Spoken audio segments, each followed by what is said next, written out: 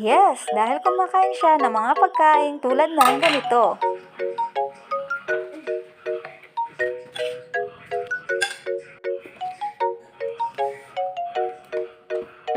Praying. Thank you, Jesus, for my food. Amen.